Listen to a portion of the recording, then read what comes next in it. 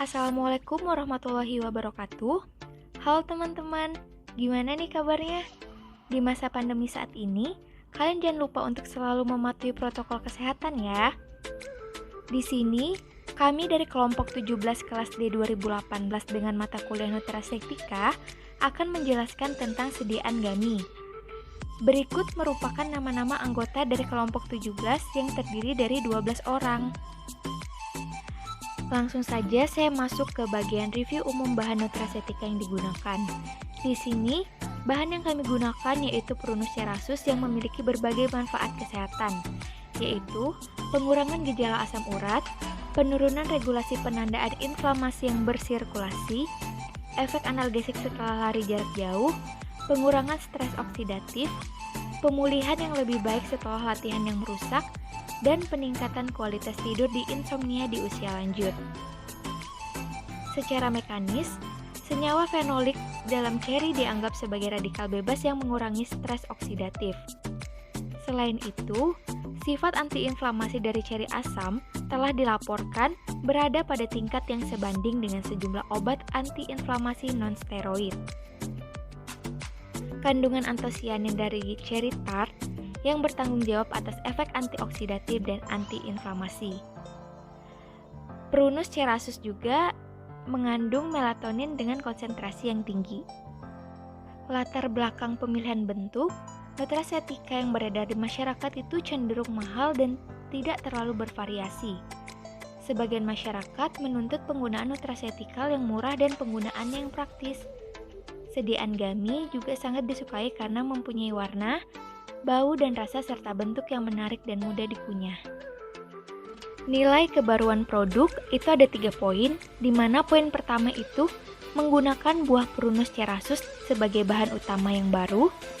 Yang kedua menggunakan buah Prunus cerasus menjadi bentuk sediaan GAMI, dan yang ketiga memberikan rasa yang baru pada sediaan GAMI. Selanjutnya masuk kepada tujuan pembuatan produk, di mana produk dibuat untuk mengembangkan suatu perusahaan.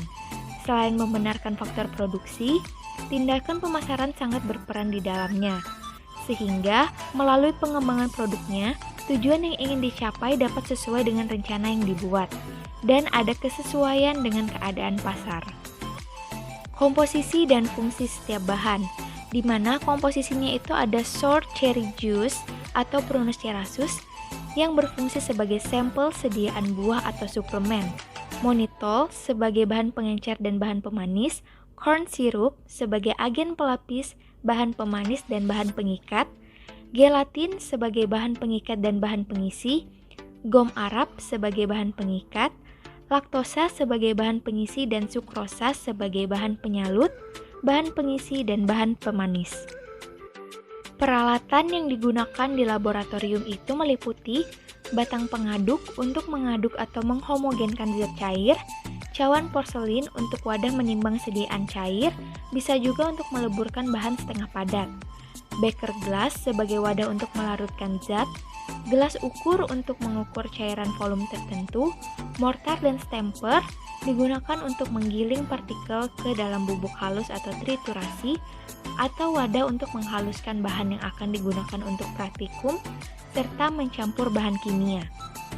Kaca arloji untuk menimbang bahan yang padat, pipet tetes untuk mengambil sediaan cair dalam jumlah sedikit, sendok tanduk untuk mengambil sediaan serbuk, spatel untuk mengambil sediaan dalam jumlah sedikit. Timbangan analitik untuk menimbang bahan-bahan yang akan digunakan dengan ketelitian yang tinggi, water bath, fungsinya itu adalah untuk menciptakan suhu yang konstan, merupakan wadah yang berisi air yang bisa mempertahankan suhu air pada kondisi tertentu selama selang waktu yang ditentukan, oven untuk mengeringkan bahan, dan cetakan untuk mencetak sediaan GAMI agar lebih menarik. Peralatan yang digunakan di industri meliputi spray drying, di mana alat ini berfungsi untuk mengeringkan bahan. Super mixing tank digunakan untuk proses pencampuran bahan. Double jack itu berfungsi untuk menjaga kestabilan suhu produk yang menggunakan sistem pemanasan dan sistem pendinginan. Kemudian ada climatic chamber yang berfungsi untuk menguji stabilitas zat dan bahan aktif. Dan yang terakhir itu ada impulse sealer itu adalah mesin untuk merekatkan plastik atau membungkus barang-barang seperti permen. Analisis instrumen, yang pertama itu adalah uji transparasi. Ini adalah instrumen yang digunakan untuk menguji transparansi gelatin. Instrumen tersebut secara otomatis dapat menghitung transparansi menggunakan transducer yang tepat. Yang kedua itu adalah pengukuran kelembapan, membantu dalam memperpanjang umur simpan. Pengujian kelembapan harus tepat dan fleksibel untuk membantu dalam menguji kadar air. Yang ketiga itu adalah spektrofotometer UV vis, alat instrumen analisis yang bekerja berdasarkan prinsip kolorimetri, yaitu metode yang menyatakan bahwa warna yang timbul pada larutan contoh tergantung pada kepekatan konsentrasi suatu unsur. Metode analisis ini didasarkan pada pengukuran energi cahaya tampak atau cahaya ultraviolet oleh suatu senyawa sebagai fungsi dari panjang gelombang. Tahapan pembuatan sediaan dan in-process control pada setiap tahapannya.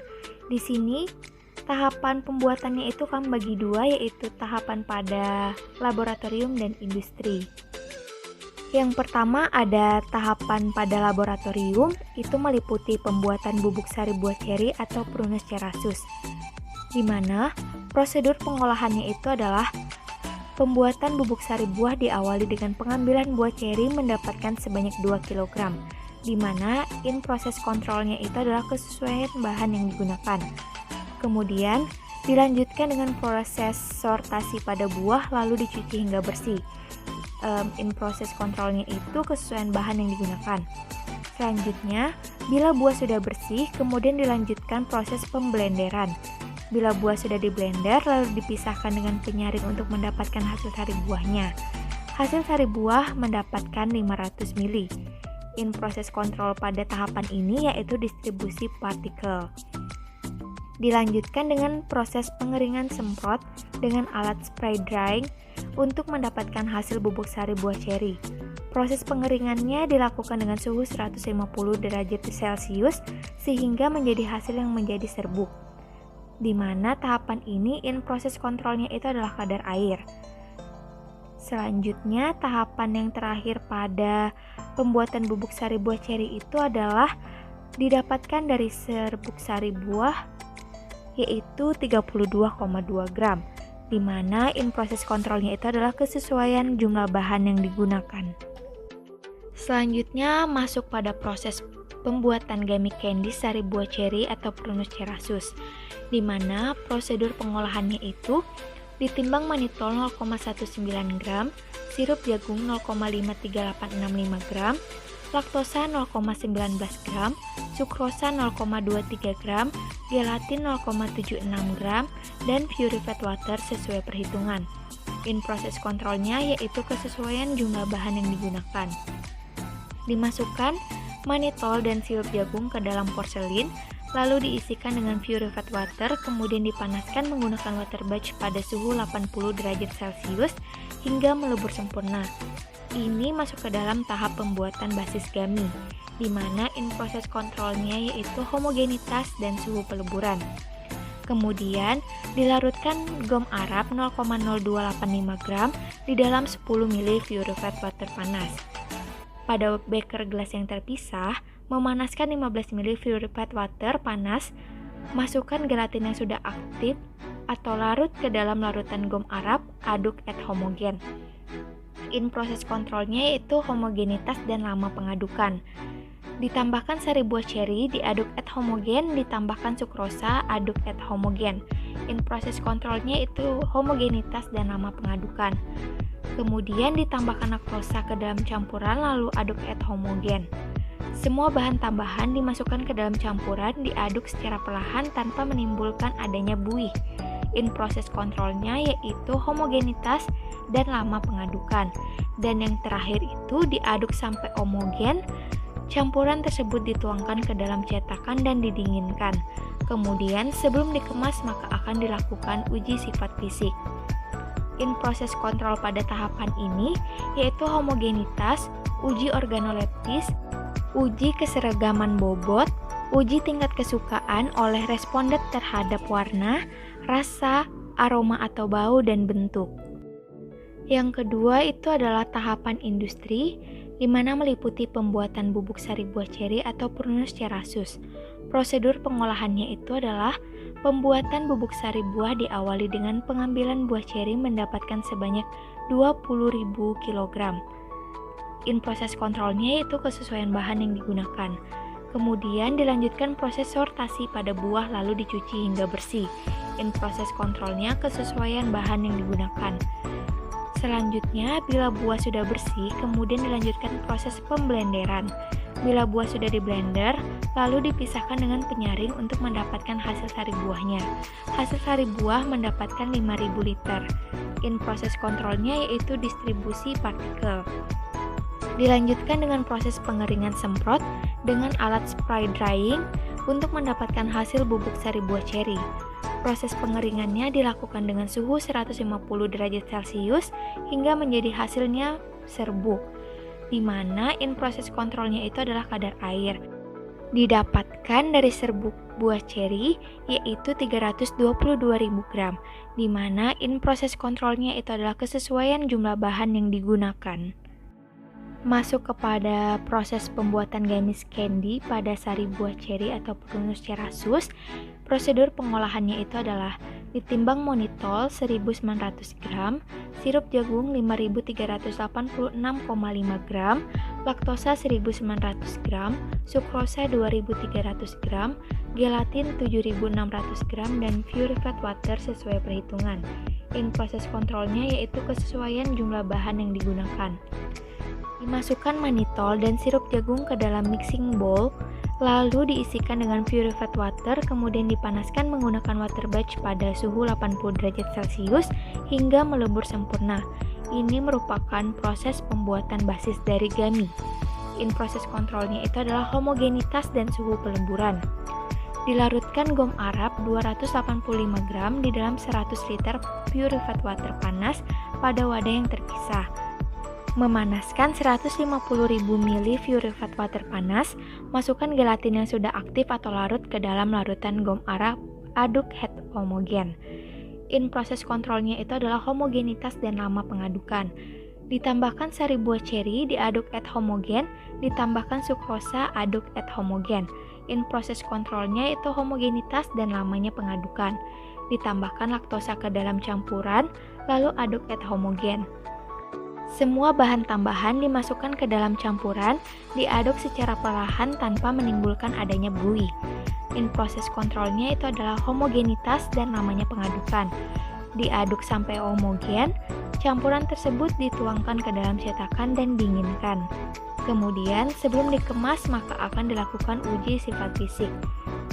Proses kontrolnya itu ada homogenitas, uji organoleptis, uji keseragaman bobot, uji tingkat kesukaan oleh responden terhadap warna, rasa, aroma atau bau, dan bentuk. Evaluasi produk akhir dari sediaan gummy itu ada 3 evaluasi. Yang pertama itu ada uji organoleptik. Uji ini dilakukan dengan cara dilihat dari bentuk, tekstur, warna, bau, dan rasa. Apakah terjadi ketidakhomogenan zat warna atau tidak, bentuk permukaannya cacat atau tidak, dan harus bebas dari noda atau bintik-bintik. Yang kedua itu ada keseragaman bobot. Uji keseragaman bobot sediaan dilakukan untuk mengetahui bobot sediaan yang seragam, dan uji ini dijadikan parameter produksi yang merupakan pengukuran secara rutin untuk mendapatkan sediaan yang diinginkan. Keseragaman bobot secara tidak langsung menunjukkan keseragaman kandungan zat di dalam sediaan. Yang ketiga itu ada uji tingkat kesukaan. Uji ini perlu dilakukan untuk melihat tingkat kesukaan responden terhadap sediaan yang diproduksi.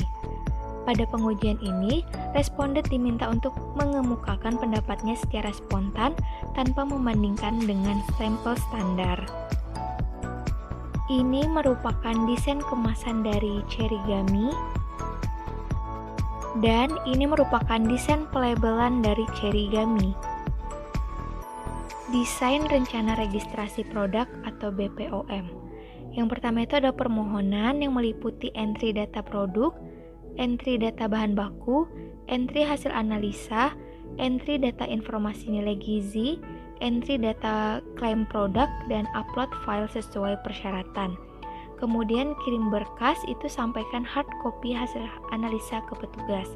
Kemudian ada tahapan verifikasi, proses verifikasi data, permohonan, dan perancangan label. Selanjutnya ada pembayaran, bayar sesuai dengan SPB, surat perintah bayar, dan upload file bukti bayar. Kemudian verifikasi, proses verifikasi pembayaran, proses verifikasi data permohonan dan rancangan label. Selanjutnya validasi, proses validasi data permohonan registrasi produk, dan terbit SPP.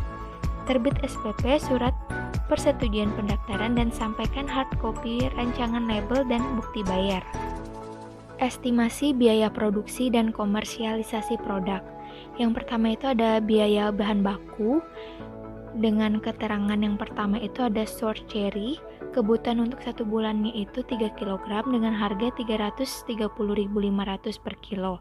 Totalnya 991.500. Yang kedua ada mannitol, kebutuhan untuk 1 bulannya itu ada 1,9 kg dengan harga 450.000 per kilogram, totalnya 855.000. Yang ketiga ada corn syrup, kebutuhan untuk 1 bulannya itu adalah 5,3865 kg dengan harga 45.800 per kilo, totalnya 246.700. Yang keempat itu ada gelatin, dengan kebutuhan untuk 1 bulannya itu adalah 7,6 kg, harganya 130.000 per kilo dengan total 988.000. Yang kelima ada gom Arab, dengan kebutuhan untuk 1 bulannya itu adalah 0,28 dengan harga 36.000 per 100 gram. Totalnya yaitu 100.800.